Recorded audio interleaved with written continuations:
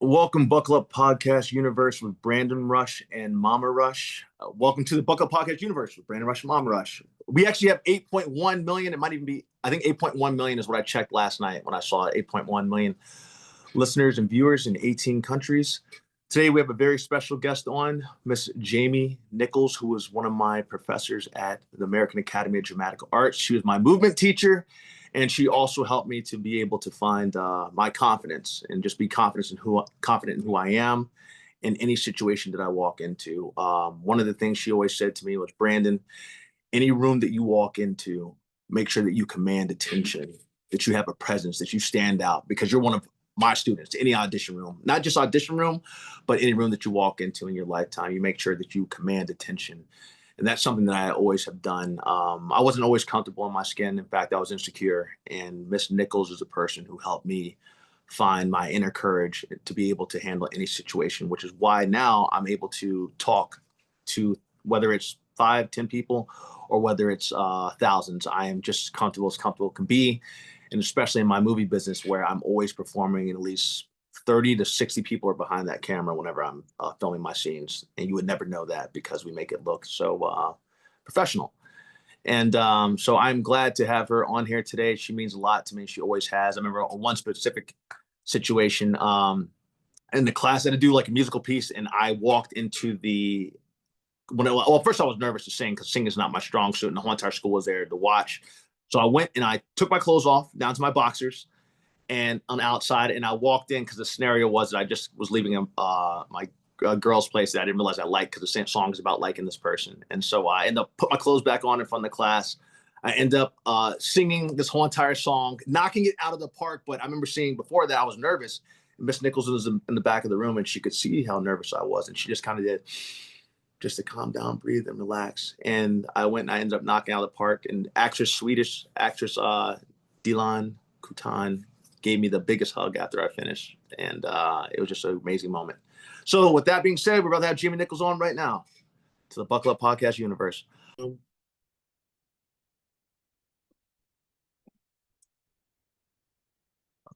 now how do I back out of this so I can see it? Yes! Miss Nichols, how are you doing? I'm fine. Yeah? Yeah, but can you do me a favor and just call me Jamie? Oh, yes, ma'am. Yeah, Jamie, I can call you. That's not a problem. I have so much respect for you always that I appreciate that so deeply, but it's like, what year did you graduate? Yeah, exactly. Jamie is completely fine. It's all good. I have no problem saying Jamie at all. Yeah. Jamie, welcome to the Buckle Up Podcast Universe with Brandon Rush and my mom, Mama Rush. Hi, Mom. How are you? Hi, Jamie. How are you? I'm fine. I'm here in Pasadena, California, just waiting for you all. This is Great. Miss Nick. Jamie, you look wonderful. You can call me whatever you want. Okay. You look absolutely amazing. You look incredible. Yes, I'm using a filter. Okay, well, if you say so. No, I try. I'm trying. Yeah. Well, you look wonderful. Jamie, I just wanted to say, I actually gave a pre-intro to you, but I was saying just how much you've always meant to me. The reason when I first got to American Academy of Dramatic Arts, I was insecure and I wasn't comfortable in myself. And one thing you did for me was you showed me how to be secure in myself, how to take up space, how to be confident. And one thing you always said to me was, Brandon, any room you walk into, you make sure you command attention. And I literally have taken those lessons with me everywhere. Every step I go, every show or movie set I step into, I always make sure that I command that attention, but in a respectful way. And then even in places that I go, but I have so much confidence, and people are like, where do you get this confidence from? And I tell them that I didn't always have that. It was Jamie Nichols who taught me how to have that. And so I just wanted to thank you for that, because I was an insecure person before. And Miss Nichols, I want to say, and we're going to let you talk and tell your journey, of course, but reason he's saying Miss Nichols instead of Jamie, he was raised by a Southern mother. I'm from South Carolina. My mother was from Kentucky. Yes, okay. Exactly. I totally get it. All my relatives are in Lexington, so I appreciate that, and I adore that respect. I do. I really appreciate that. But Yes, now ma'am. you're making me cry. Okay, it's all right. I mean, that happens. But But I appreciate that so much, Brandon, and especially with what's transpired with the Academy. And Yes, ma'am. maybe we'll talk a little bit about that. Yeah, we can. Yeah, but I'm really excited to do this. So, however this plays out, or whatever there might be some things that I might not want to talk about Oh, that's fine. because right now I feel extremely fragile and Yes, ma'am. emotional because of 33 years just evaporated. Yes, ma'am. So, but this really means a lot to me. Yeah, it means a lot to you. It means a lot to me being here. When I came up with this, one of the things with the Buckle Up Podcast universe is that I wanted to bring all the people that meant so much to me on here, and you're one of those people that impacted my life. And I think my mom was saying something. I just But what I wanted to tell you, Jamie, is that over the years, I always first think that teachers impact a child's life because my parents were both teachers, and I would think about Brandon all the time being out there without his parents in California after graduating from the University of South Carolina. And I always wondered if he would be okay, if people would treat him well, and that would love him the way we love him as a child of ours. Well, he talked about you so much, Jamie. He said, Mom, I have the best teacher at the Academy. And she took me to the side, or she spend special time. And you don't know how that makes me feel as his mother. And his father died of pancreatic cancer, and Brandon will talk about that a little bit. But with that said, I want you to know that you're special. You've impacted my son in such a positive way. And in fact, I came across his leotards the other day. I want the tights or something. And I said, Brandon, should I give these away to Goodwill? And he kept looking at them. I think I'll pull them back out. But any rate, I'll give it away to someone, some other child that can practice in them. But at any rate, I wanted to say that before we get started. And I love you for that. I want you to know how much we love you for that. And you've been one of the highlights of California for him and at the school, okay? I deeply appreciate that. Okay. Thank you from my heart and my soul. And one of the things that I learned over the years teaching at that school, and we might touch on this a little bit later, is yes, we have a curriculum, and yes, we have certain things that we need to get across to the students. But the students, in my case, over all the years that I've taught, and I'm still teaching, is that I learn from them. And that Brandon might remember that, but it's what you bring into the room. And all of that history and where everybody comes from, because we had a huge international group of students and still did up until the last day. And that over the years, Brandon, actually my class has changed and evolved a lot. I mean, I kept the basic of the fundamentals, but also added, especially during COVID when we taught online, I added a lot of things to instill even more of those roots and deep relationship with yourself and understanding yourself and appreciating who you are, where you come from, and also respecting that and the families of those people. It's always been I've been a big advocate of that, but I thank you so much. I'm gonna, now my mascara's. It's all good. You're fine. Anyway. So Miss or Jamie, so how did you? It's gonna. Yeah. I'm sorry. Yeah, you're good. And then Jamie, I also want to say this other story because I don't know if you know this one, but even I've referenced this story so much. I even said it briefly before here. But singing was one of those things that I'm not good at. I can't sing. I've never been or I wasn't confident in. And I remember the day that we had to do a performance, and this is before I was cool with Carter and all of them, but it was where the other class that you had all came into Mr. Hart's room. Was it Mr. Hart? Mr. Hart, and I love Mr. Hart too. He's phenomenal too. I love his splash and everything. You all came over to Mr. Hart's room, and it was right when I was about to perform. And I had done a thing where I went outside, I went down to my boxers, and I came in and sang. But I could see you in the back of the room, and I was nervous as nervous could be. And you just simply did, and that got me to calm down. It got me to, I remember that to this day. It's like, it helped me to focus, and it helped me to, and I ended up doing a great job with that performance. But I just remember for that day, I was nervous and just like, and that calmed me and got me focused, because I'm like, I'm able to do this. Not only that, I have Miss Nichols, who told me to show up, command attention in every room that I walk in. So if anything, I want to make sure that, that if I'm one of her students, I want to make sure that I do a good job here today. Okay. So it's just, you have that Zen way about you. Yeah, sometimes Zen, but sometimes not so Zen. Yeah, you have fire, a lot of fire too. But actually, that did evolve. You know, I one of the things that I added when we were teaching online is because that was something. This room was a dance studio. Okay, wow. And yeah, I mean, we moved everything out. I had ballet bar, and anyway, and I had students from all over the world. I mean, I had some students in Australia that were taking class at 3 a.m, and Romania, China, Japan, you name it, Denmark. But one of the things I decided, I mean, I always did a little bit of this meditation, but I started every single class, and I still do it, with what I call a standing meditation. And standing for the actors, because a lot of the work you're going to do is on your feet. And that comes from things that you said to me too. Really? You know, that experience with Mr. Hart. So anyhow, I start every single class now with a standing meditation, and they stand with their knees soft, their arms down by their sides.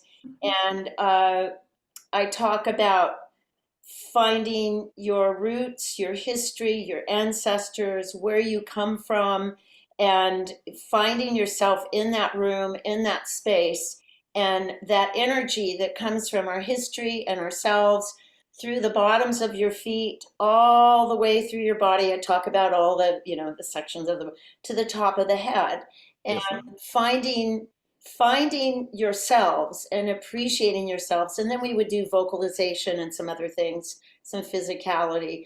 But it really impacted the students. And Brandon, so from you talking about that experience, because I never really had a chance to create more in my curriculum that addressed those issues with students.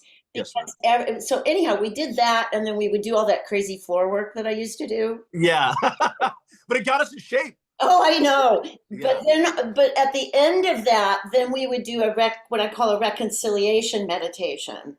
Just finding your light, breathing light into your body, bringing positivity into your body. And my mantra that at graduation, every student in the theater recited, I am humble, I am grateful, I am thankful for this instrument. So I really have added that into the classes, along with all the other stuff that we did too.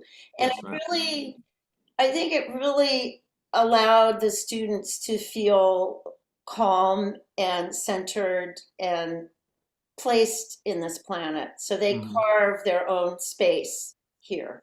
Okay. Yeah, so anyway, that's my philosophical. Yeah, no, I love that. Jamie, one thing I wanted to say, it's gonna be a battle all day, is I wanted to go into your upbringing. I knew your parents meant a lot to you. You lost your dad while we were in school. I remember that, and then you were still at school that day. My mom. And was it your mom? Yeah. Mom first. Yeah. Let's talk about that. It's really important, family.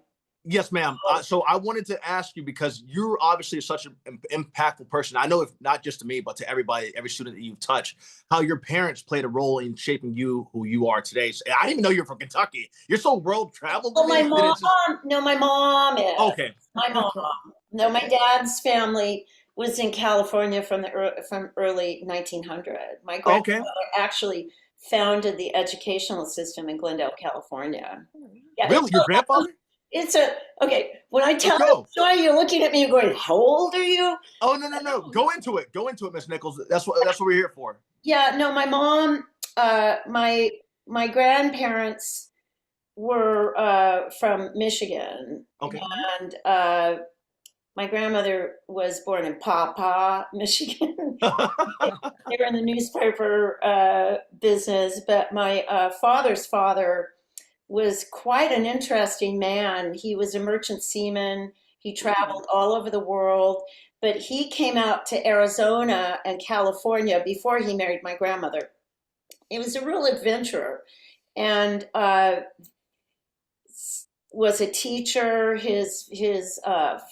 My great grandfather was a minister, and on both sides of the family, they were either in the church or newspaper, And so anyhow, he married my grandmother to the chagrin of my great grandmother, Bomba Blackman. She did not want my grandmother to marry a teacher in California. But anyway, they came out here in 1900. Can you imagine what it was like here then? Yeah, seriously, I can only imagine. There was nothing. And he was the first principal of Glendale Union High School from 1906 to 1921. Okay. And I know you're going, how old is James? Oh no, I'm not. I'm actually, I'm not even doing the numbers. I'm literally.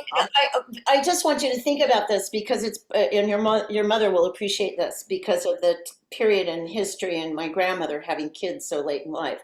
But he was principal of Glendale Union High School from 1906 to 1921. Then he went to Coachella Valley and was the first principal of Coachella Valley High School in the middle of the desert, which is Palm Springs. Yeah. And then my dad was born in 1921. My grandparents were in their 50s when my dad was born in 1921. Wow. I want you to just think about that. A woman, 1921, having a child at then. That's crazy. Kind of unheard of. So anyway, so he came, whoops, there goes my phone.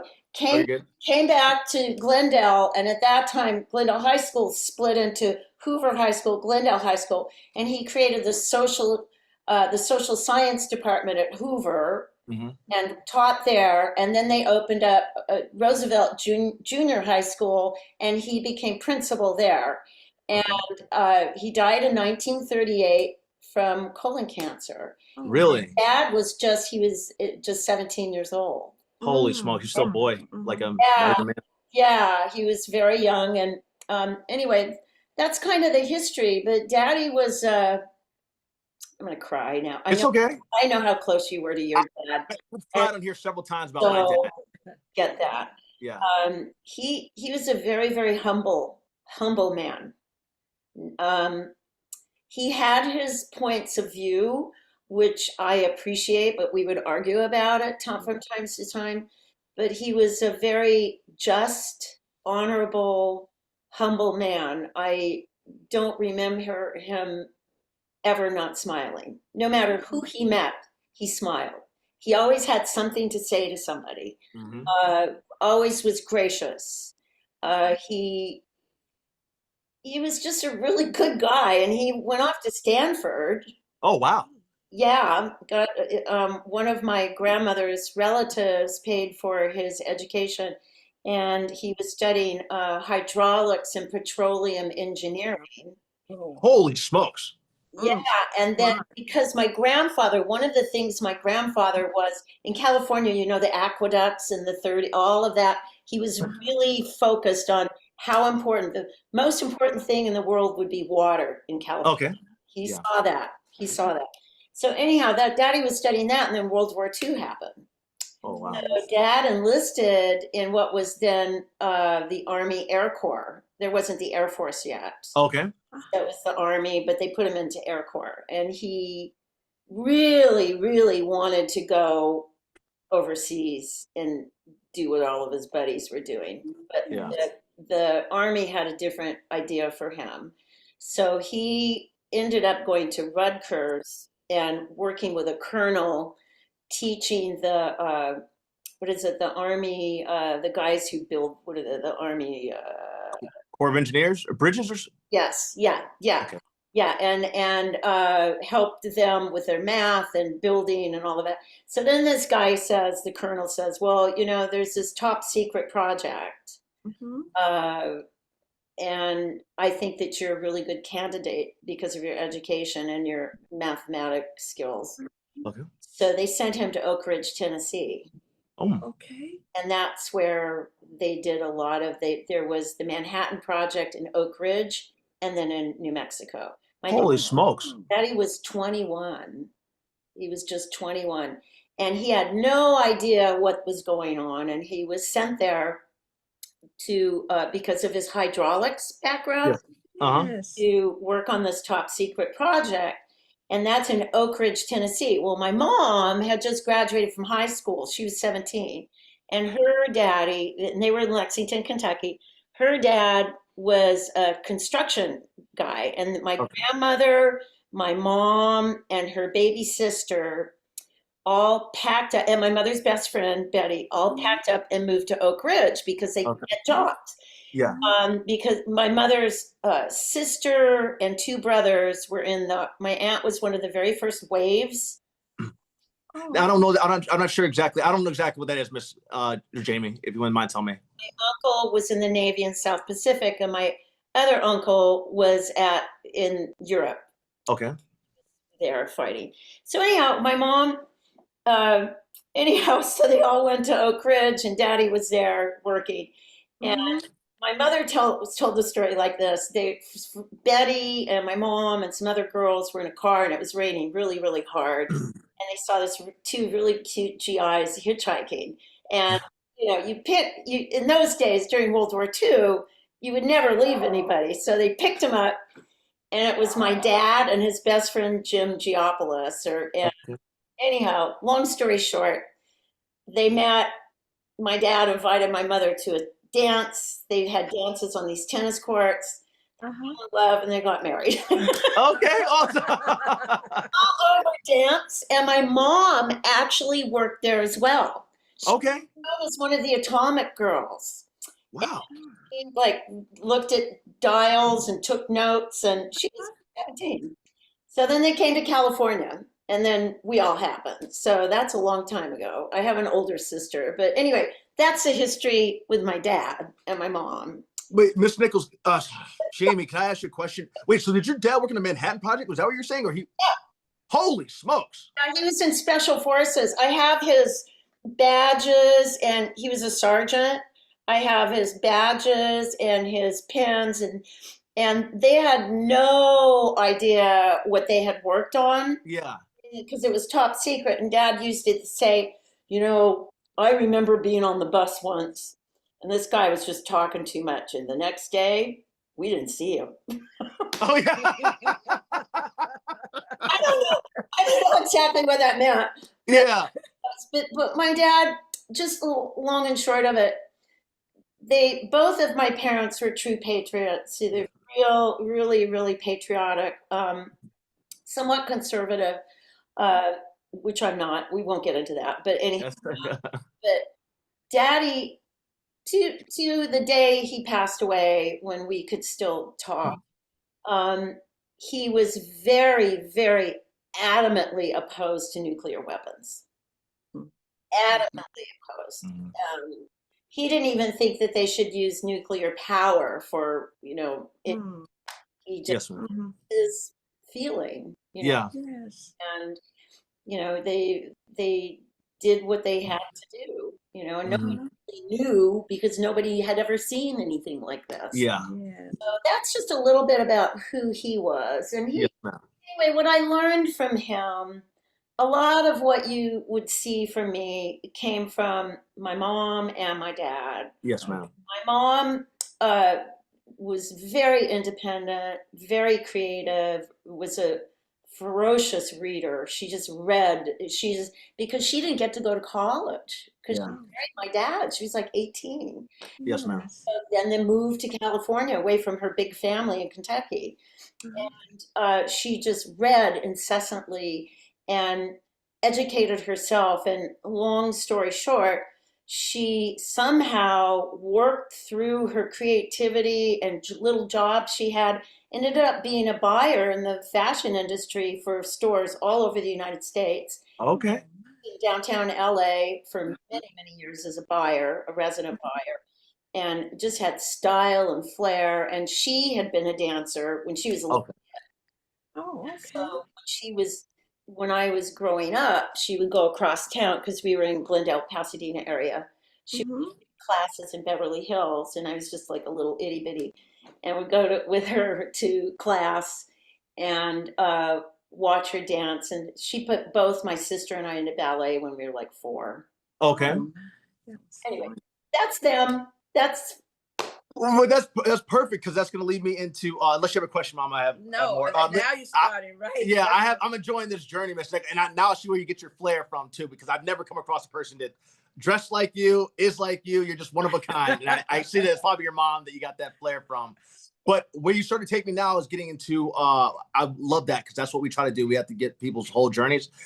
So your mom getting you involved with ballet, that starts your story because you have a pretty long history with dance, I believe. oh yeah. Let's go through it, Miss Nichols. Sort of I carved my own path. One thing I will tell you about my dad and it's related to what you're talking about, how I journeyed through all this. Yes. When I turned 18, my dad sat me down and he said, "Look, your mom and I have done our absolute best job to make you a good person. We feel that we've given you good morals for your decision making." And he said, "Everything you do from here on out will be your decision. Yeah. I am not going to tell you what to do, but whatever your decision is, you need to go with that and you need to commit to it and follow through." And he said, "I will honor any decision you make." So this guy, went to Stanford and after World War II came back here and finished his education at USC, Yeah. did not push me to go to university or college. I did on my own, but it was kind of strange because he was like one of these guys, it's like, I'd go, "Dad, I can't figure out this algebra problem." And he'd go, "Just figure it out." Yeah. I did. I have to. So whatever I didn't figure out, I didn't figure out. Yeah. Yeah. Kind of let me find my own path. So that being said, yes, dance was really important to me. And just my history with being a performer started on the holidays in my family home in Glendale actually is a historic landmark. Is it really? Yeah, because of the architecture. I could send you a picture of it. But we had this huge living room, and my thing at Christmas was to put on I loved classical music. I loved it. The Nutcracker. And Okay. and I made every single person in that house, and they always had big Christmas, sit in in the round. They had to watch me perform. Yeah. They had no choice. Yeah. We had this big archway and steps down into the living room on one side, and then a smaller steps up. It was a big Mediterranean, classic California Mediterranean house with big, huge, high ceilings and beams and a big fireplace. And so it kind of started like that. And I got that from my mom. Okay. And then that went into grammar school. Of course, we had, talent shows. And back in the olden days, they had something called the Mickey Mouse Club. Okay. Dad made a big giant, he was really artistic, the big Mickey Mouse dial. Yeah. And I recruited all the kids. Choreographing, I was directing. Yeah. Sets, I had costumes. I mean, that was like 7 years old. Yeah. That's just, I started. You. Yeah, my neighbor our house was built in 1928, so we didn't have this, but my neighbor's house was new, and they had an electric garage door. I said, "Let's put on a show." So I mean, it was just something innate in me that my parents allowed me to have, and for some reason, I was really good at wrangling the kids in the neighborhood to do things I want to do. And we put on shows. So it started there. Okay. It kept going through high school, dance, drill team. Drill team was cool because you really learned how to count to 8. Yeah. But marching on the football field at 7 o'clock in the morning wasn't my favorite thing to do.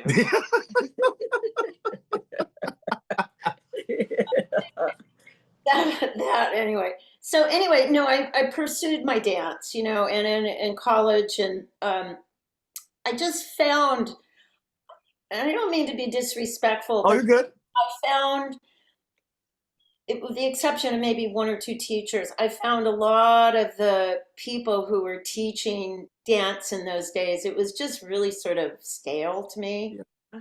boring. So I carved out my own direction in finding classes and what was interesting. And then at Glendale Community College, I met this woman by the name of Hilary Lemieux. She was from New Zealand, and she inspired me to become a dancer. Oh, wow. Okay. You know how teachers affect you. And Yeah. she was this vivacious New Zealander, and she always wore lavender and a big lavender, and just you know, it's just this fabulous energy, and really inspired me to make my own choreography, to take other classes, to love myself, to, you know, branch out and do more. And I got involved in the theater classes there. And there was a woman, I did a funny thing on the way to the forum. Funny thing happened on the way to the forum. And the choreographer was this, not quite sure what her background was, but it was cool. And she Yeah. said, "Oh, you're phenomenal. You've got to go dance. You've got to pursue your dancing." But I really liked acting. Mhm. You know, and I did all these plays, you know, period pieces, you know, but dance just captured my heart. And so then I started going across town to the west side to take classes from this woman named Ellie Johnson that my mother had danced with. Okay. He had been in, there was a man by the name of Lester Horton who was here in Los Angeles, and he created the first integrated dance company in the United States. Oh, wow. Amazing. Everybody danced with him. Alvin Ailey, just an amazing group of people. And so, anyway, this woman, Ellie, had her own company here in Los Angeles and taught classes. And I go get across town, and I got a friend, because I didn't have a car. I got a friend of mine, "Well, go with me." Yeah. All the way on the west side. And anyway, I started out in her dance company. It was like my first professional job, and doing modern dance. And we went on tour to Mexico, Wow. danced all over, did like this bus tour to, uh, you know, we danced in Mexico City at an opera house, and there were Wow. little villages where we would pull in on the bus, and they would go to a movie theater and they'd sweep the stage.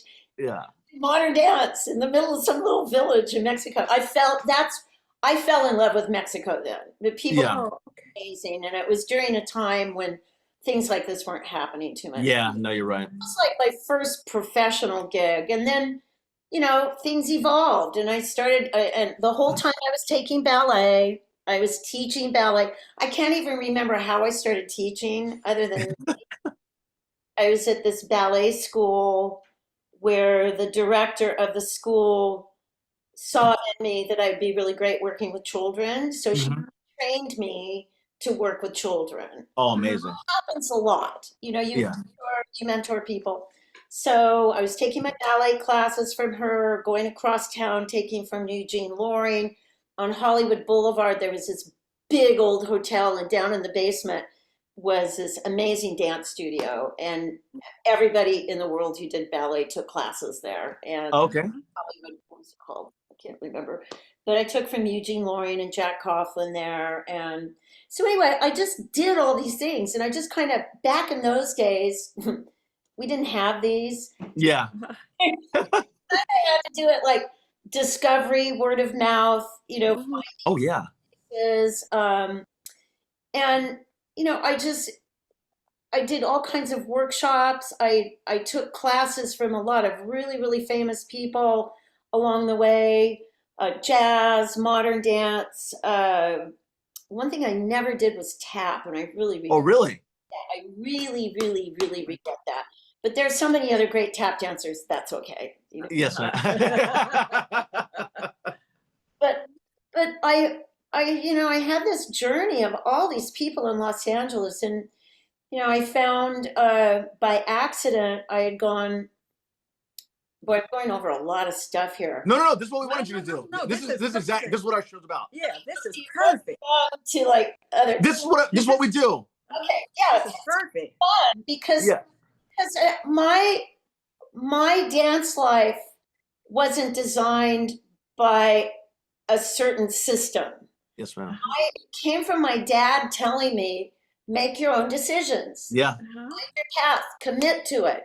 And I would go take classes by the time I had my car.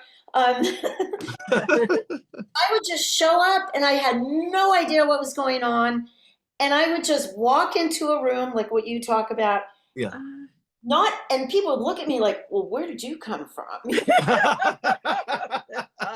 Here, this is like a professional class. And I would just throw myself into it. Oh, yeah. Yes. And you know what? The teachers ended up appreciating that. And I met some really heavy duty people through that process.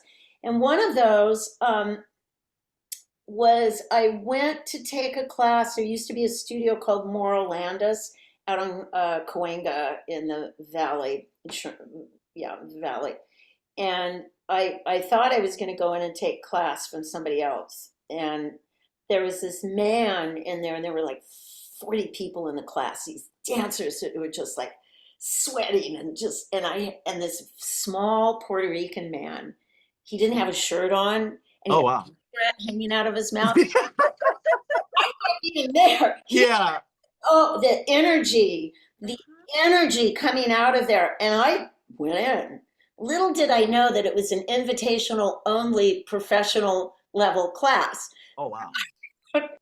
Here I am, I'm Jane. Yeah. And I just jump in, and it was, and people were like, again, like, who are you? Who are you? And I had no idea what they were doing, but I did my best, and pretty well for not knowing. And I just remember at one point he went, stop! And everybody was like, they all backed up against the walls. It was just a movie scene. Yeah. He looked at me and he goes, who are you? And I said, I'm Jamie. He said, where are you from? And I said, Pasadena. Yeah. What are you doing in here? And I said, I'm taking class.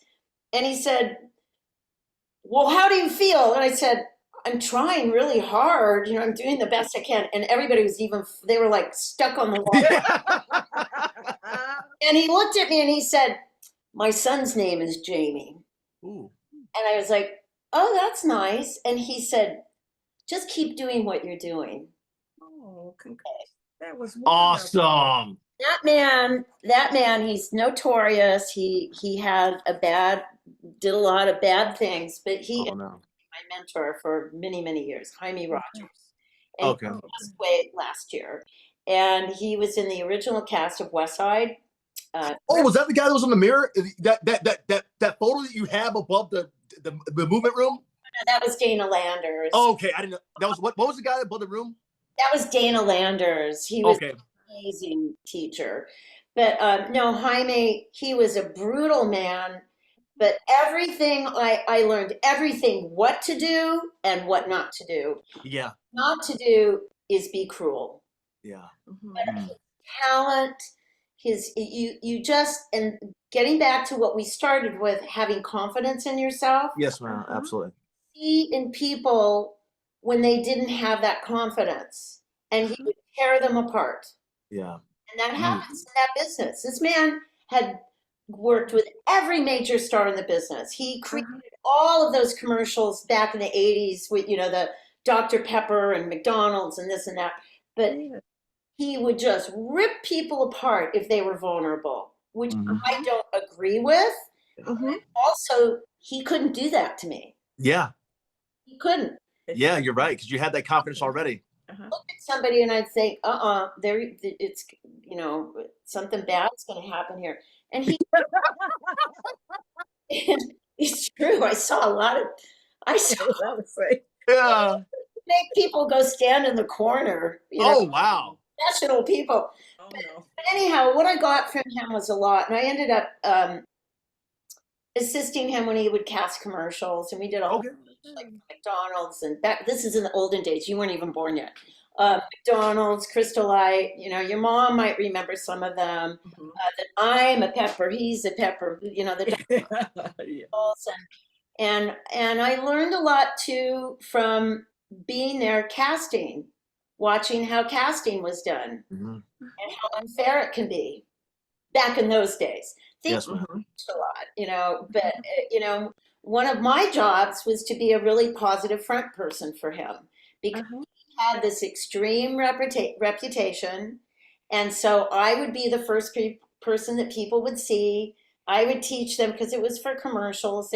Some of them were dancers, but it really allowed me to have that opportunity to help people feel comfortable, not be fearful of going in there and in front of him and the director and the person, what do you call them? Casting assistant, maybe, or an associate. Yeah, and the people who would own the products, whatever they are. But Client sometimes. Yeah, it was scary, but I did a lot of that, and I had to audition for him too. I was wondering if you. Oh, yeah. Okay. But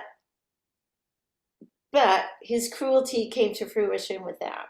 I took callbacks and would be really great for something, and he would give it to somebody else that he might have had a relationship with. Oh, yeah. That's unfortunate. Yes. I was very adamant at keeping everything separate. That was the right answer. It was really, and that came from my dad, he had to make a decision.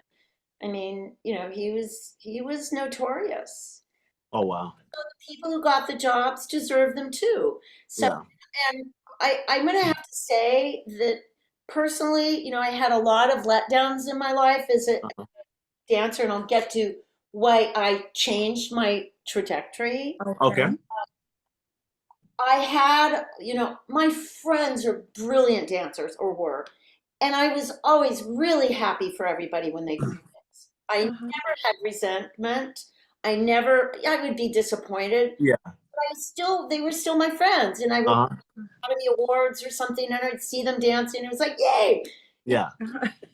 And then, as things escalated during the 80s and working with him, it got to the point where things were just cuckoo crazy. And during all this time, Brandon, I was teaching. Yeah.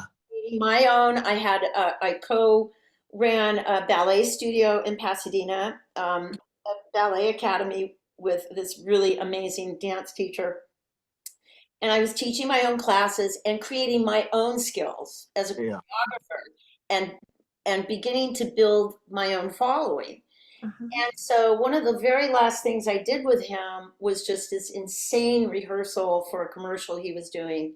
And I mean, people were nuts. It was just out of control, and there was no definition in anything, and I didn't know where my place was. And I remember it was like 5:00 and I had a class in Pasadena I was teaching.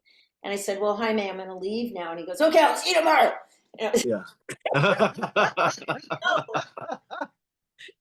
What was that? I said, no, I'm leaving. And I'm coming back. Oh, wow. And I left. Yeah. That was it. That's when I quit auditioning. I let my union affiliations go, which probably wasn't a dumb idea. But I decided that I was going to go home to my studio and start my own dance company. Okay. Wow. You did. Yeah. I did. And I had that dance company for 23 years. Holy smoke. Good for you. Excellent. This is like my dad in the back of my head. Yeah. Your decisions. Have good morals. Yep. Yes. From bad situations. So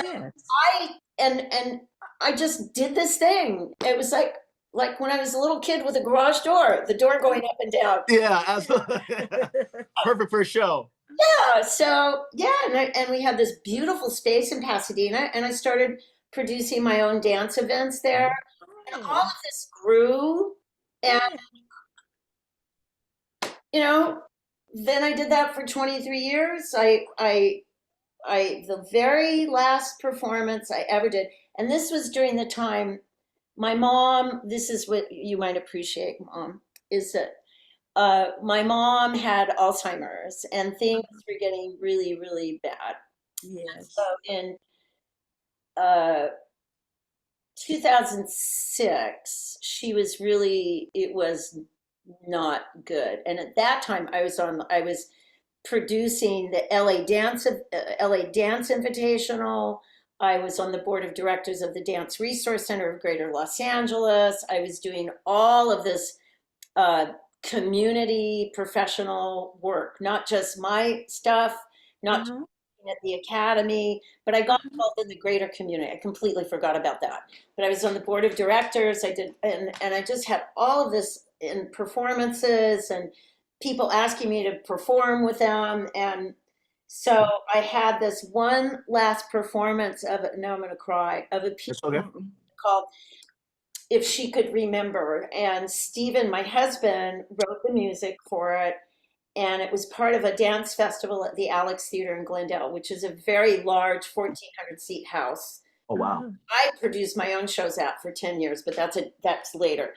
And I did this piece, and basically I was sitting in a chair for the entire dance, and then all this other stuff was going around, and Steven's in the orchestra pit. Anyhow, I got this great review in the LA Times, calendar section, a photo like this of me. Hey. Yeah, it was really like, hello, yay. Yeah. I didn't see that commercial. So about later on, right before the first of the year, I got a call from a gentleman by the name of Louis Siegel at the LA Times, who did all of the dance writing. He wrote that review. Okay. He said, well, we're doing this, like, who to look for in 2007. I think that's what year was it? 2000. I can't remember. But he said, I just want to know what your plans are. Your work has been really substantial, something to that effect. And I said, well, I'm quitting. Oh, wow. Yeah. What? And I said, yeah, I'm not going to have my company anymore. And I said, I need to take a little bit of time because yeah, the family. Yeah, absolutely. That's the most important thing. Yeah. And I didn't say that, but I said, I need to take some time and I'll get back to you. And so he wrote a story about me ending my dance company called Nichols Gives Fast Feet a Rest. And that I moved on to my next thing, and that was producing other people's work. Okay. I started my own dance festival. It took me about a year to get to think of this. And I don't know how I did it, but I for 10 years, I would produce 8 to 9 professional dance companies at the Alex Theater and sell out the house, a 1,400 seat house. I had no board of directors. I had no assistants. I did all of the fundraising, marketing, curating. I had my but for 10 years, I raised the money myself. I was I'm in shock. I'm not in shock because it's Jamie Nichols, but all my money out of my savings to rent the theater for that first night. And I had the best tech crew in the world, the best lighting designer in the world, Eileen Cooley, who is an icon in theatrical lighting for dance companies in Los Angeles. And we would, you'll appreciate this. I would have either 8 to 9 companies, and I could only rent the theater for one night because it's prohibitively expensive. Yeah. And we would load in on Saturday morning, do a tech run through, a dress run through, and then do the show. 8 to 9 companies. And the way we got that done is Eileen we were like we were this mean, clean machine. Not watch her work. She would have an idea. She would get the things formulated. Everybody was professional. We'd get there, we'd run through, and that's a lot of work. Mhm. And we had the crew at the Alex was great. I worked closely with the box office. I taught myself all of these things. Yeah. I of this in school. How do you work with a box office? How do you work with a theater manager? How do you work with your tech crew? How do you write contracts? I wrote all my own contracts. Wow. Yeah. Good gosh, Miss. Good for you. With Yeah. no lawyer? All self-taught. Yeah. Oh. That's beyond impressive. I wanted to do this, and it was a commitment thing, going back to Daddy. Yeah. Yes. You gotta commit to what you're doing and do it the right way and be good to people. It's like, okay, Dad, I'm doing it. So Yeah.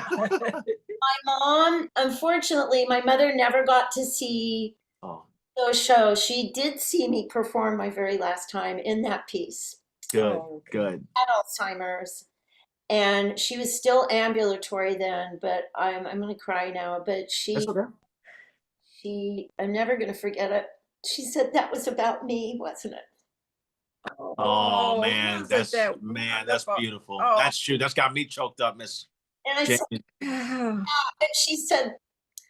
she said, yeah, I feel stuck like that. Oh, wow. I lost her in 2009. Yeah. I'm so sorry, Miss Nichols. Daddy came to as many of those shows as he could. He was no longer ambulatory. But the Alex Theater, those people, it's changed, it's been sold. But the entire Glendale Arts was the organization that I worked with. They were just amazing to work with, and we built this great relationship. And I ended up also producing the 16th annual Lester Horton Dance Awards there, and it was huge. We had performances. I introduced hip hop to the modern dance community. So we did that, and then I produced Ray Bradbury's Frost and Fire with the Bethune Dance Theater there, and I just, and people started asking me to produce their shows. Oh, okay. I did marketing for a beautiful Armenian dance company. Oh wow. Non-Armenian person in the whole. Yeah. And did all of their press for them. And all this time, I was working at school, and people never realized what I was doing for all those years. 33 years I was there. Yeah. I never really got an opportunity to, and I'll talk about it, to do anything like that there until the last couple of years. But anyhow, that's sort of my journey. I feel like what you're doing now, I feel that we need to keep evolving. Absolutely. That's correct. You start from a place of what you want to do creatively.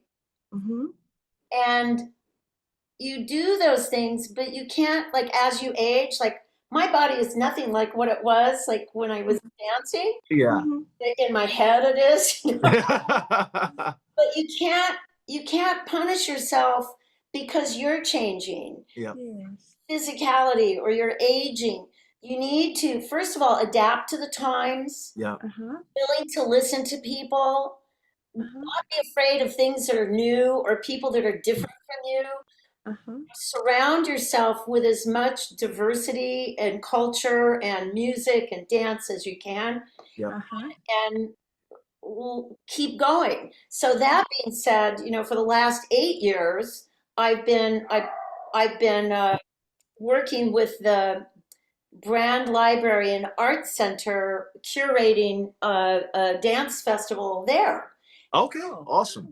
This is in Glendale, and the Brand Library is named after the Brand family, and that used to be just a private home where my grandparents would go. Okay. Full circle. Education in Glendale, in the greater Los Angeles area. So anyway, we just had our very last performance 2 weeks ago, and I take applications from professionals. You have to be a professional dance company with at least 5 years, of professional work, and you need to be a 501c3. And we take applications from companies from all over California or wherever. And I try to create up there, working with the library and funded by the brand associates. They've the companies, is to bring for 4 weeks, each Saturday, a different kind of dance that represents the diversity of the greater Los Angeles area. Good. So, music wise, cultural, dance wise. And so we just had a very successful 4 weeks. It just ended. Congratulations. Yeah. Good news. I closed the whole show with a hip hop breakdance company. Okay. Now let's bring it to the library. Will you be doing that all summer? Or that was just finished. We do it in usually May, and it's 4 weeks. okay. And that's the other part. It's for the community, and it's all about education. One thing I try to inspire in the companies that participate in this is they talk about what they're doing. Because their audience might not be people who have ever seen that kind of dance. Like I had an Afro-Peruvian company that performed, and they were fabulous. And I know a great majority of the people who were there didn't understand the history of the Africans in Peru, and the separation, take their instruments taken away from them, and the dance created. But anyway, that kind of thing. So I did that. And one thing I forgot to say, go ahead. You're good. I'm talking a lot right now. No. This is what this is about. This is what it's about. There's no time limit. You're good. No, please. One of the things that I did do with Celebrate Dance at the Alex Theater, getting back to education, I created an educational program for middle school kids. Really? Yeah, and I wrote grants for that. And for 6 years, I partnered with a middle school in Hollywood called the Bancroft Howe Middle School. Okay. And I worked with the gal who was the head of the dance department there. And these are kids that are pretty much underserved kids, And so what I would do is I would pick 3 for my show, the show I did, it was all kinds of dance. I didn't, I always like what I do at the brand. I want people to see the breadth of dance. And then it's not just modern dance or ballet or jazz. There's all this. So anyhow, I would pick like 3 different choreographers who were going to be in my show at the Alex and invite them, and they would get paid. Everybody got paid for everything, to go to the school and give a class, but not a technique class. They would talk about their work that was going to be in the show and teach them, these little kids, an excerpt of the choreography. Okay. Oh, yes. They would learn that. Then I would get funding for 200 tickets for these kids, get the buses, bring them to the theater so they could see what they learned on stage, identify. Yeah, absolutely. Identification, watch the show, and then they would go back to school, and I created it was like a questionnaire, so then you have to go back to school and write about what they experienced. Absolutely. Wow. It was wonderful. Educational.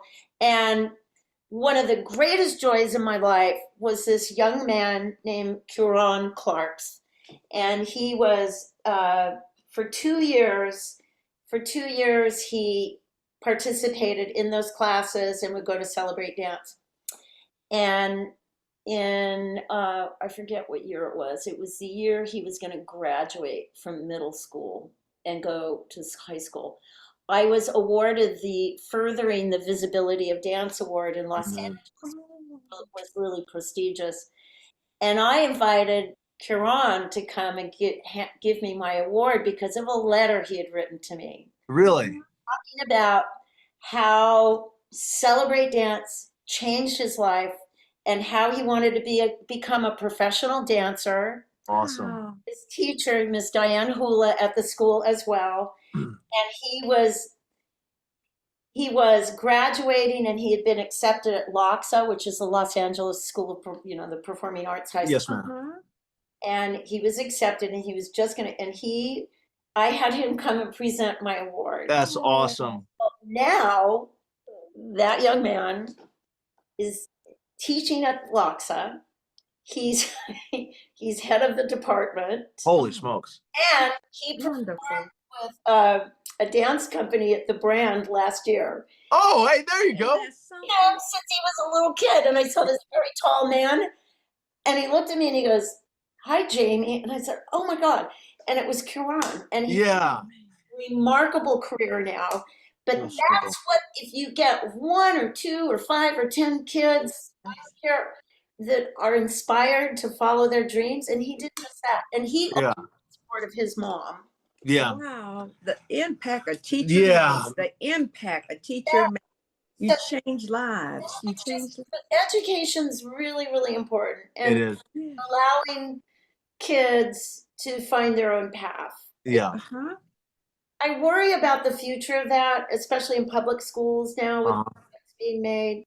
Mm-hmm. I really, really worry it's like what my spiel I always give at the Brand. I always talk before the shows, and I talk about how important culture is. That Yeah. is so true. Acting, music, dance, painting, any of the, we need culture to keep our humanity. Absolutely. That is so true. Really, really important to me. And then Mhm. children, like I was able to be in talent shows when I was like 8. Mhm. The children have that opportunity to explore their creativity and not be inhibited from doing that. And Yeah. all of this stuff goes full circle. It does. It goes back, and yes, Mhm. that came from my parents. Yeah. Jamie, as I listened to you speak today, I always think about exposure. And my parents made sure we were exposed to as many things as they could afford. And we got a chance to travel the country. And I'll never forget that my sister Benny, her name is Benzina Hall, and she went to the University of South Carolina. And the first plays I saw, and I was just in elementary school, she was in a play, West Side Story. Oh, And so my mother being a French teacher, she would be in charge of the plays in high school. So I would go to the plays and watch my mother train kids and all. My mother had this way about acting. But she was a French teacher, and I think Brandon has definitely inherited that way. But with my sister Benny, not only that, but I wanted to be a ballet dancer. oh, And growing up in South Carolina, my mother called and got me in ballet classes, and my mother didn't want me to be upset by going to the class and they finding out that we were Black, because my mother spoke French, fluent French and English, and they didn't know on the phone that she happens to be a Black woman. I was a Black woman. And so they accepted me in the class. And so my mother called right back and she asked the question. She said, "Now, I hope you know that we are Black." And they said, "Oh, wait a minute. Let me just check the roster. Oh, I'm sorry. We don't have room for your daughter to come to ballet class." And so that's South Carolina. But it never stopped me, because when I graduated from college, I took a ballet class in Delaware. And so I said, they won't stop me. But that was one thing I wanted to take as a child. I wanted to dance. I wanted to tap. I wanted to be a ballerina and all of that. My parents encouraged us to do all kinds of things in this life. And so with that, I'm so happy that Brandon, I can see now why he was excited to go to your class, because as you talked about all the things that your accomplishments, Brandon said that you were movement. It was Movement teacher. Yeah. movement Not dance, but movement teacher. teacher. Yeah. Yeah. With that, how did you come to work at the American Academy? well, it's kind of another long Jamie story. Living here in Pasadena, I was teaching at a studio, And this really great gal would come and take classes from me, and her name was Bridget McCarthy. And she graduated from ADA, the Okay. campus in Pasadena, in Mhm. 78, I think. And her second year, Brandon, they needed a movement teacher, Oh, wow. still a student. And she started teaching when she was a student. Really? Oh, okay. Yes. Yeah, this is how different it evolved. Yeah. And so we took classes together. I was talking about how we would go to take classes. And anyway, she was like a great tapper, musical theater person, which I'm not a musical theater person. I can do it, but that's not. Yeah. She got a gig to go on tour, and she needed somebody to sub for her. Oh, wow. Oh, okay. And we were really young. We were really young. I mean, Yeah. still a student, and I was really young. And my first year I ever taught at that school was in '84. Holy smokes. Yeah. I was 12. But, Yeah. that was the year, I'm sure you remember Joe Garcia. Joe, I don't know if he was teaching when you were there, but Linda Brennan, Dr. Yes, I remember. Yeah. Yeah, Joe hadn't started teaching when you were there. Okay. Linda had just graduated as well. She ended up being head of the voice and speech department at our school. Okay. But so then Bridget came back, and I went off and did my thing, my professional thing, what I was talking about earlier, Yes, ma'am. timing, to auditioning, doing movies. I did several movies. Yeah, I do. And then in '91, Teresa Hayes, who I know you know. Yeah, no. She needed somebody to come to, this is the old Pasadena school, to come and teach. And so I'm going to cry because I just adore her. She hired me. Oh, wow. And Dana Landers, the photo that was up on the wall, Yeah. had been there. He had passed away. And Okay.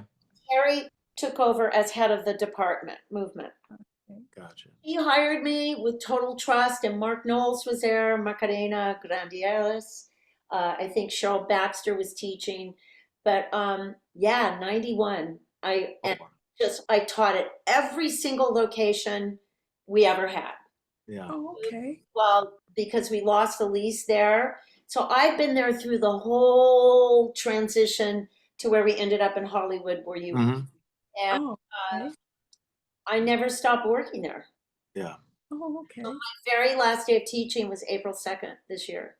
Oh, wow. That was, yeah, that's you. I'm telling you, that day getting in my car, Yeah. all the kids, how I said, okay, second year, first year kids, look, we're not having class that day. Bring donuts. Oh, yeah. Ms. Nichols, you don't allow people to eat in the classroom. Yeah, you don't. I don't care. We're going to have a food party. So everybody brought food, and they got a hold of my music. They played every single song of dances that they had learned in the last 2 years. They were doing, because we had period dance. I don't know, the Galliard. I mean, everybody was dancing, and it was a beautiful thing. The kids brought flowers, and so anyway, that was my last day, and everybody had left because they were rehearsing for grad plays and exam plays. They were kind of at the same time. Exam plays, grad plays. And this one gal, Izzy, she's from Thailand. She showed up late, and she stood at the door with some carnations, pink carnations. Miss Nichols, are you okay? And I said, no. Oh, Miss Nichols. So she took a photo of me taking my last bow in the class. Oh, man. Yeah. And I thought I was going to die. All the way back to Pasadena, just sobbing. And I went back for grad plays. 10 of them this year. I missed 2 because of situations I had. But the very last one was Tim Landfield's Rumor. Oh, I love Tim. Yeah. Oh, he's great. I love that man. Yeah, I do. Brilliant. Yeah. Because I've taught everybody, because I was teaching first year, second year, coaching I knew every single kid that was graduating. They all had been my students. So their physical, it's a Neil Simon play. It's hilarious. So anyhow, we finished with that, and everybody was there. All the teachers. The theater was brand. I mean, there were people like sitting everywhere. Yeah. Tim, because it was the very last thing, because the school was going to shut down. Yeah. He brought out the work light and brought the house lights down and put the work light on the stage, and everybody just stayed in the theater silent. Yeah. Oh. Wow. Very last thing. And then we had graduation. Yeah. And then they took away our emails. They took away our teams. Brenda Beck hadn't even finished cleaning out her office, and they made her leave. Oh, wow. It just is very painful what happened. Yes, ma'am. Our community, like what your son experienced, and over all these years, is no training anywhere else is like what we offer. The teachers, most schools, their departments are separate, but we all interacted with each other. All worked with each other. I would work with the styles teacher to bring styles into my period dance class, or dialects, or the kids would be working on the Charleston, and they'd be doing scenes from the 1920s, and the waltz and all that stuff we did, and jazz. Yeah. And oh boy, that was wild. I had doing wild stuff. I can't believe we did. No, you did. But yeah, it was a really special community. So graduation, which was the last time we were all together, was really, really tough. But one thing that I really fought for the last 2 years of that school, because I became head of department, finally, was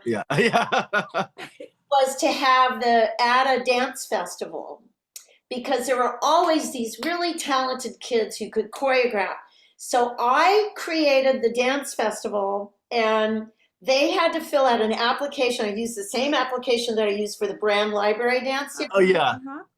This is my educational thing. Yeah. Learn how to represent yourself on paper. They had to cast their pieces. They had to come up with lighting design, costume design. Oh, wow.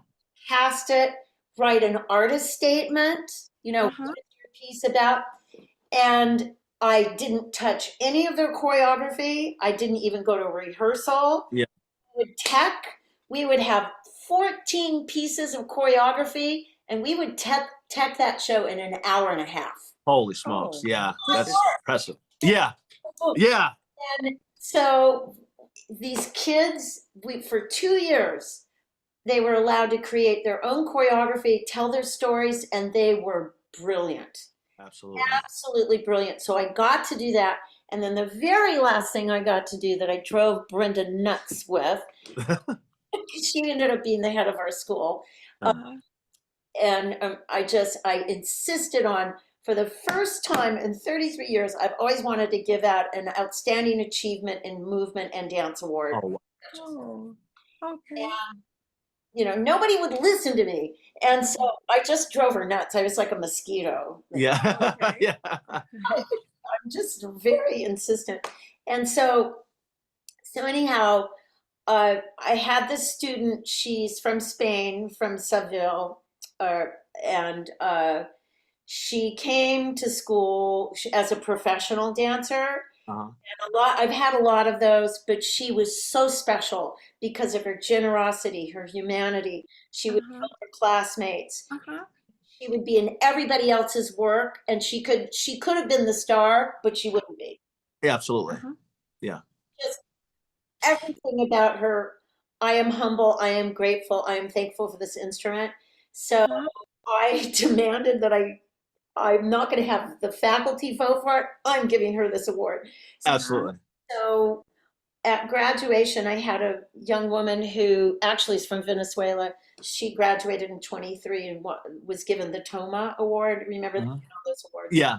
And so I decided that she would help me give the award. And because so many of our students are Spanish speaking, we took Martha Graham quote, and we did half in Spanish, half in English, and then I talked about this person and why she was so important to the school for these 2 years. Oh, Absolutely. okay.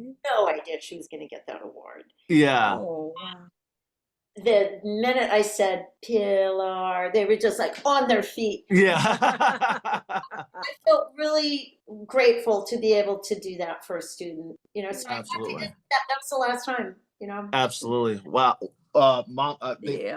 go ahead, Mom. Jamie, you said you actually converted your area behind you into a studio when COVID was going on. Yeah, I taught Okay. for like 8 hours a day. Yeah. So I don't know what your plans are next, but have you thought about, with students out there trying to learn things, converting the space again and teaching online? Oh. Yeah. Because You you probably have so much going on, but I thought about your space and I converted that and the school.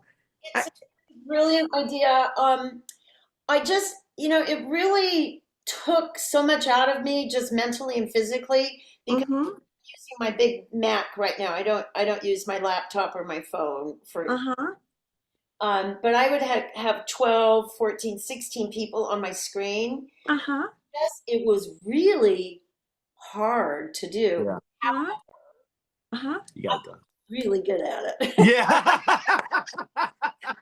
And one thing, Brandon, you'll appreciate this because I had to take our entire movement curriculum. And teach How do you facilitate that when students aren't together? Yeah. That's right. We did, everybody learned how to do self-tapes. Oh, which is needed now more than that's a new wave. I know. Yeah. And I gave them total freedom to, like, they could go outdoors, they could, you know, create characters, but I had to teach like the Charleston. Well, yes. And partner. So Yeah. yes. Dialogue before, like audition. Yeah, they're learning everything that's needed now. That's right. That's how it is these days. They were brilliant. Yeah. Yes. We even did grad plays online. Wow. Yes. Grad plays, I had to choreograph 2 students who were in completely different parts of the country in a dance together, and they were singing. Oh wow, that's beyond impressive. Oh, I'm telling you. You need to, as Mom's saying, you got to ask you because of the fact I'm just seeing this, and you're so sad when you said the school closed, but it hasn't closed for your life. No. For you being able to help others and to teach others and to bring this to the screen. Yeah. Well, you see me thinking ahead of you. One of the things we have done is when this whole thing started, I mean, I don't know if you realize the whole story, Brandon, of what happened, but I figured it's a money thing with the school. Well, I kind of realized the fact that they want to use that to make money off of it, to sell the place, not the school itself, but the yeah, I figured that much.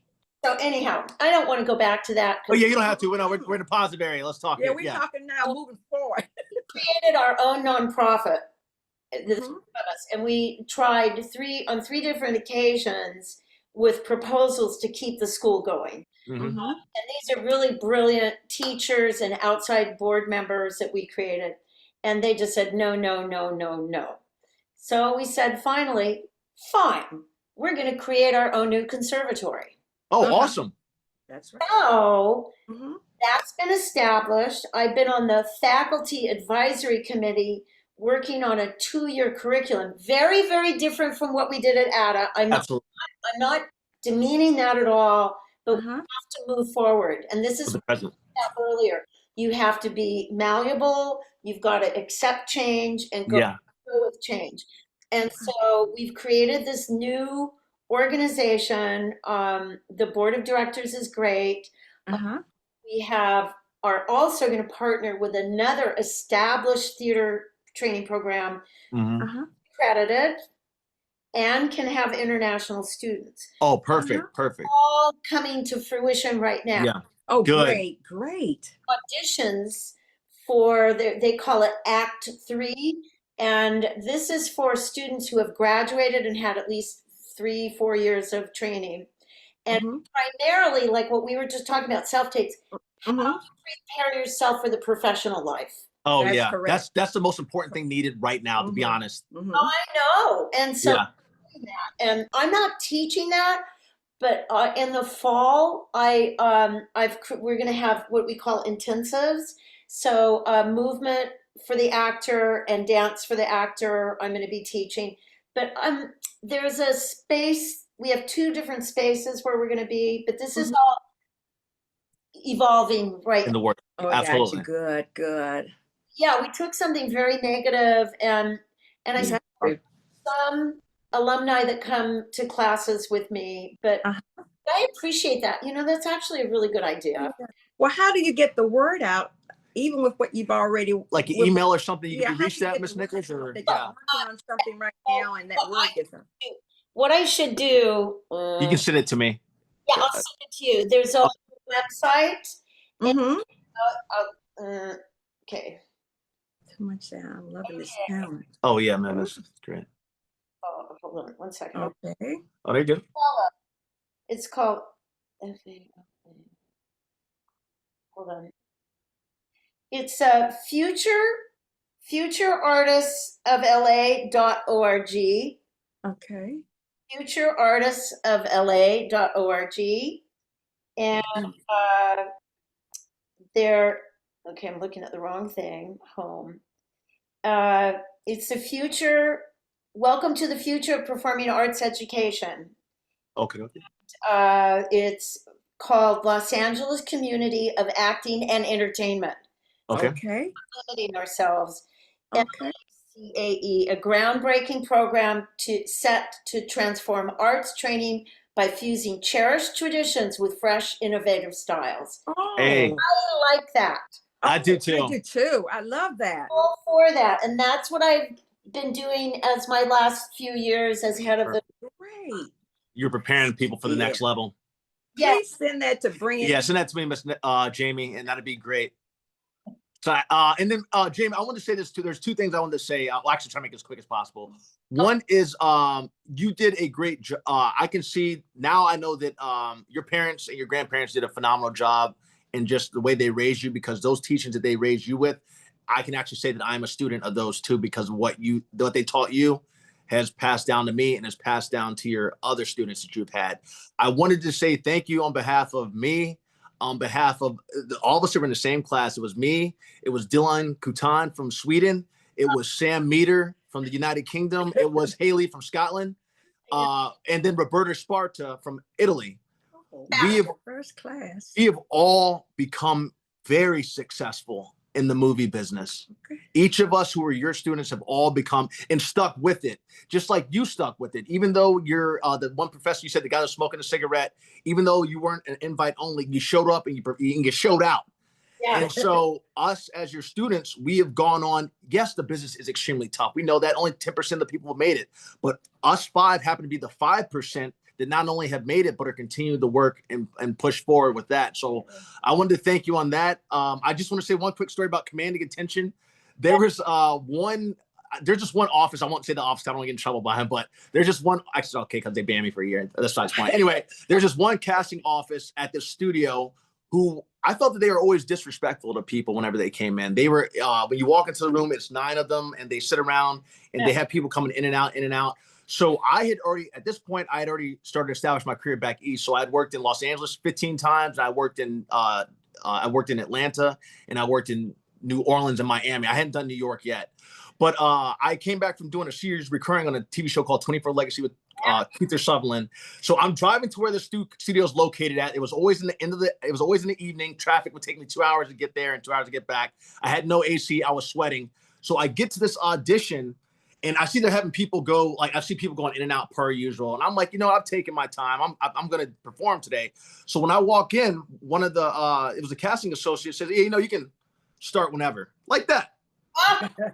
So I say, actually, before we even begin, they're having a little pizza party there. They're all talking, mingling, and like, hey, you can begin whatever. So I said, actually, before we even begin, I just want to let you guys know that I just got done filming 24 Legacy as a reoccurring agent Fox on 24 Legacy in Atlanta. Now we can begin.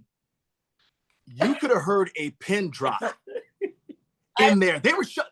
It was all like, it's my favorite story. So a lot of actors too, but they stopped talking at that point and were in shock that someone had talked to them, but I had gained my respect because they were being disrespectful. So in saying that, it took them, they had never seen an actor talk to them. I know that for a fact, but they said, oh, wow, congratulations. They were shocked by it. And even though I got banned for a year from that office, yeah, even though I got banned for a year from the office, they ended up calling me in an additional 15 times. So altogether, I auditioned for that show 24 times. And they didn't realize that I'd actually booked their spinoff in New Orleans. So I ended up doing their spinoff in New Orleans of that show. But I felt so good about what I did. I'm so glad that I did that way. Because one, I am Jamie Nichols' student. Yeah. And she said you command attention, but also you don't be disrespectful to people. No, I did. No. Yeah. I need training. I so enjoyed every time I got to see you on a show. It's like, yeah. Oh yeah, we're doing it. It was so much fun. Yeah. I thank the Lord for everything you all have done. Yeah. And helping mold Brandon, because Brandon now has been on 77 TV shows and movies, and I think dancing as he did. Script for Betty White. That's priceless. Yeah. But you got Nichols dancing without a shirt. Yeah. Miss Nichols, I've never felt two things. Going into that audition for that, I actually recorded. I still have it on tape. I said, whoever shows up today in LA, they're going to lose, because I knew no one could beat me at that. So, and I was in a 3-piece suit. I stripped for 2 guys, and they're like, wow, that was amazing. So I was confident there. And then when I got there that day to that studio set, I've never been more confident in my life performing in front of a live audience than I was that day. And Betty White said that was the best day of work she ever had. Although I know she was probably lying, but what she did, what she did for me though, is in her history, she stood up. At times she stood up for integrating everything, and that cost her a show one time. Mm-hmm. So for her to say that to me as a Black actor, just to give me the confidence, she wanted to put that confidence in me that I was doing something right. Yeah, and she was wonderful, such a wonderful person. And I'm so appreciative for her. And I think with Brandon creating this show that we now have, the Buckle Up Podcast Universe, past a regular podcast, it's the universe.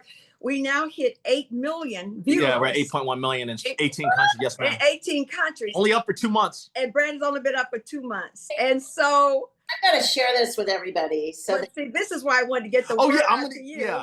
Yeah, he posts, and he will post you out there. I'm going to post you out there. And then the thing is, build his page. Stories are important to me, Miss Nichols, because I always find that people, everywhere I go, I always love meeting new people from wherever they might want to be. Also, I want to give credit to California too. And you're an OG, original California person.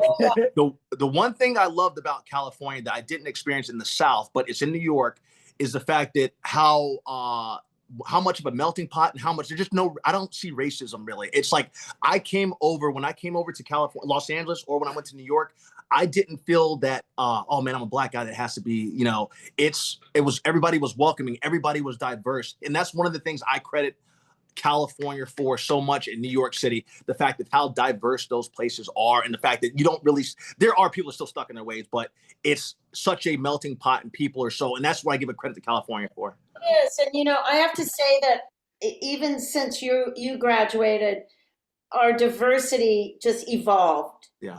And casting, and in many different ways. And it was, when I first taught at the school, it was like, I couldn't remember people's names because they all looked alike. Yeah. Uh-huh. Uh-huh. Yeah, I know what you mean. Anyway. Yeah. I got you. Now, I don't know if that's appropriate, but it's all good. I know we know, but yeah, but you're speaking the truth. Yeah. But it's become, even in the even like when I first started going to auditions, it used to say Caucasian. There was one role that said Black, Mexican, or Asian, but they actually changed that to now it's open. But when I first started, that's what it was saying. But they've opened that, and casting associates and casting directors that I know have fought so hard for that. To see them fight so hard for that, because when I was auditioning so much that they started pulling me aside and saying, Brandon, it's not you. You're showing up here. You're performing. There's certain people that are stuck in their old ways. And it was always, as I said this before, it's always been women and gay men. And there were Caucasian that fought for me so hard in the audition room. And they told me, Brandon, you're doing the right thing. Keep going. They have fought, and that's why I fight so hard for them in everything that I do. with my projects. Yeah. And that's why Brandon said the show has to be Buckle Up Podcast Universe, because he said, Mama, we are dealing with everyday people. Yeah. He calls it everyday people. Sly just died. Sly and the family stuff just died. Oh, I didn't know that. Yeah, he died yesterday. Oh. And so he had that song, Everyday People. And Brandon has that for his theme. The theme song for this. Everyday People. And we've met some wonderful people, and the journey has been so impressive. Even yours, it was beautiful. Yours is I never so knew all this about you. And I wanted to hear it my whole life. And Brandon did send your resume to me, and I said, "Look at all those awards. Half of them I can't pronounce, some of them, but you are so talented." And it has come through. Yep. It has come through to the viewers. And it's come through to me today. And I just kept looking at it and writing notes in my. We're going to have you back, Miss Nichols. I know my mom's going to have notes. She writes down notes so she can come back. I write notes. So the next time, if you're willing to come back, and viewers will have questions as well. But the idea of one school finishing, but it seems like you never had to get a chance to get bored in your career. You've had a chance to enjoy it. Well, do your thing. I'm trying.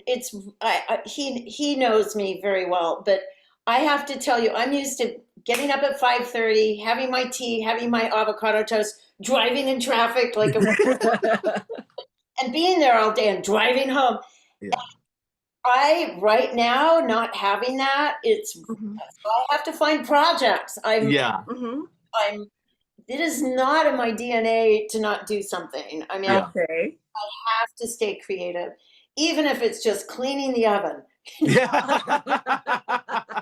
Do you have any children? Or? I think I heard a puppy back there. You have a little animal. Oh, I have a dog. Furry friend. Yeah, we have a furry friend part too. What's your dog's name? Charlotte. Charlotte? Oh, Charlotte. Oh, Charlotte. I like that name, Charlotte. We also had a Cora, but she passed away. Oh, sorry to hear that. I have a garden, and we're very, very fortunate. We have a really lovely, my house is 102 years old. Holy smokes. Old past it. Yeah, it's really old. But anyhow, I have my garden, but I just miss that energy.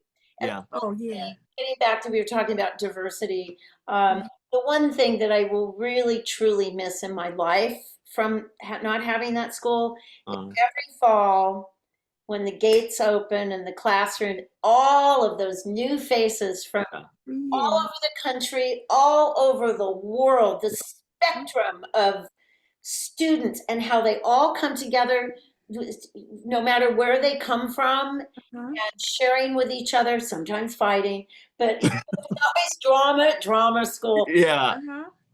Like what you were talking about, your classmates. Just I will miss that.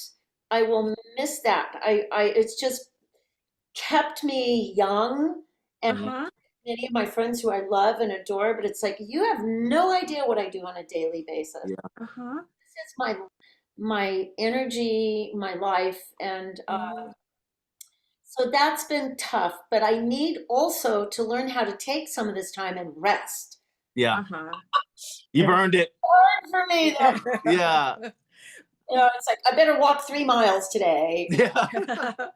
One final thing you said about the instrument Yes. of people, the 3 things. Can you go over those one more time? You said grateful, thankful, I am humble. I am humble. I am humble. I am grateful. I am thankful for this instrument. Okay. I had to write that down in my book. I love that. Oh, love that. It became sort of a mantra for all of my students over the last few years. And at graduation, when all of them in the theater said that at once. Oh, my. Yeah. I can imagine. Miss Nichols, I'm going to close it down. I'm going to say this. I saw how hard you fought. If they didn't see it, I know it because I'm friends with you on Facebook. I saw how hard you were fighting for that school, and you were fighting for the students.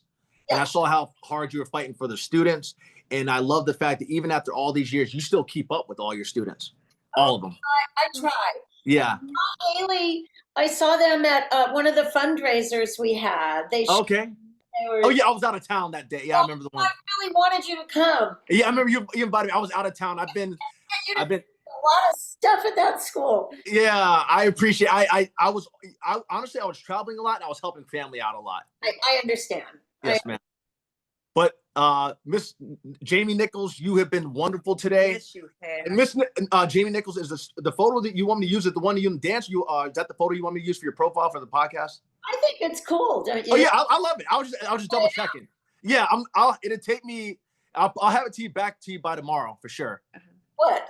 The podcast. Oh, he puts this back up. Oh yeah, he has. Oh yeah, sorry. Yeah, we have a podcast. The stuff I sent you before, like examples. Yeah, you'll have the YouTube. I'll have that to you by tomorrow. And then your voice comes on through Spotify.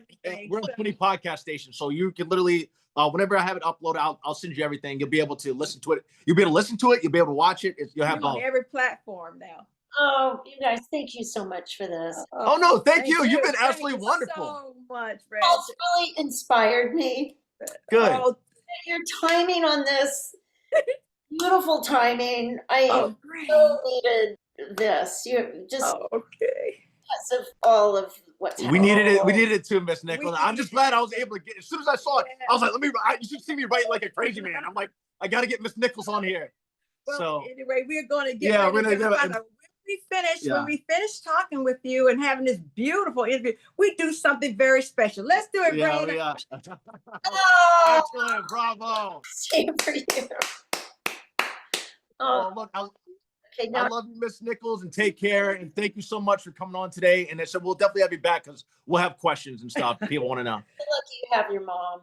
I really am. She's a blessing to me. I wish I could have done something like this with my mom. I know exactly how you feel. She's been the best. When I came up with the idea for the show, I asked my mom if she would come do it with me. I was a little bit worried, and she was like, "I was waiting for when you were going to ask."